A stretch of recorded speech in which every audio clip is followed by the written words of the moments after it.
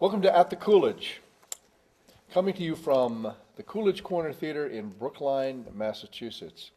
And we're talking about a new film, Boogie Man, the Lee Atwater Story, that I'm speaking with Larry Aronson, director, founder of Social Justice Works Foundation, and also a longtime teacher at Cambridge Original Latin here and a political junkie. This film by Stephen Forbes, it's his second film. To use a cliche, is a film that needed to be made. I can't imagine going through life without seeing this film. I said it's timely and timeless. It really is, and especially right now. The day after I saw it, there were more stories of racist slant from the McCain campaign. And where does this come from? What are the roots of this? Well, it's Lee Atwater to a large extent. Any student of American political science or electoral politics, this is a primer. You have to see this because it's really well done and it reveals a great deal about the process by which news becomes entertainment, becomes fiction. And how easily distracted the media is to the shiny bauble over here. Away from the real issues. Right. And Lee Atwater, developed it into a kind of a science, I suppose, when he was first campaign manager for the Atwater W. Bush in '88. The Atwater story is really interesting in and of itself, and there's so many paradoxes and ironies in his life and death, and there also there's a subtext to this documentary about the collusion of media in his tactics, and also the collusion with the Bush senior and son W with it, and now with McCain. So how these political operatives operate is a great portrait of how this works, and the subtlety and the not so subtle ways that the media buys into it. It's really... Can you summarize who Lee Atwater was, in case anybody comes in not... Lee Atwater was a Southern kid, poor, a white with a lot of ambition and a lot of ego. And the way things worked for him was that he sort of came into the Republican Party as a kid. I think even in some high school, he ran a fake candidate when he was in high school. Right. To get the other guy to lose, or something along those lines. I mean, he's been doing. And he suddenly realized that this was fun. At one point, one of the commentators about him was saying that the cool thing when you're young was to be a hip Democrat and to be politically correct, right? And the Republicans were just out of the loop, out of the picture. They were Neanderthal. And one of the things that Atwater did was, it's fun to be on the right. And basically, he turns everything into entertainment and illusion that is delusion. And he does it with a passion.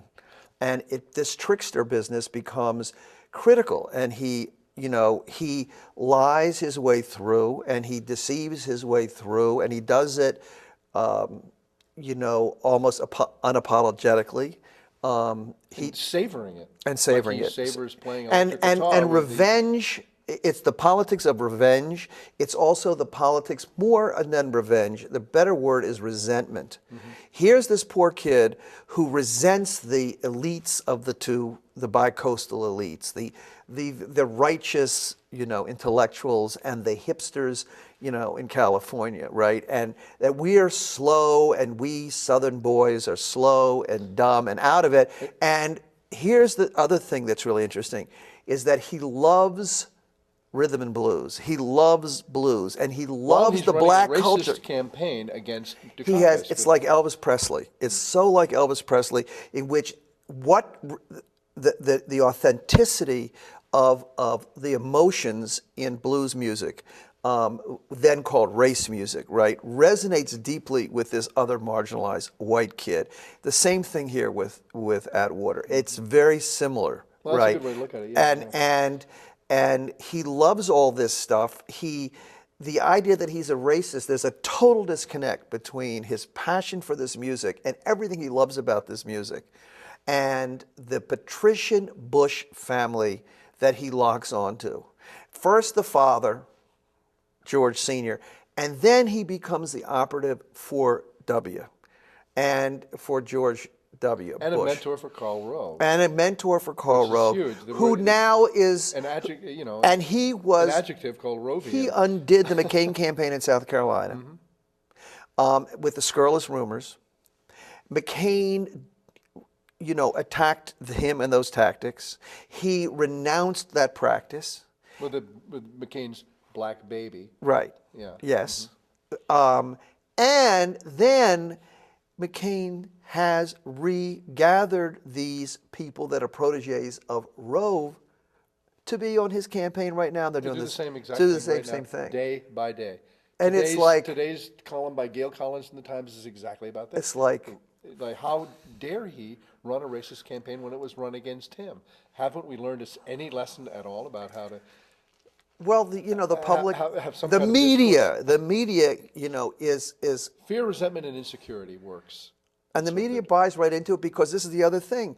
Sam Donaldson at one point, you know, in an interview said, look, you know, he puts this thing on the conveyor belt. You want to grab it before your competition gets it, and you do the fact-finding sort of after the facts, and then it's out there and it's rolling, you know, and that's the other piece of this, that there's this perfect storm of what's happening in the way information is being broadcast, the way we gather information, all the changes in the way we gather information, and how Atwater played this. To me, that's all there.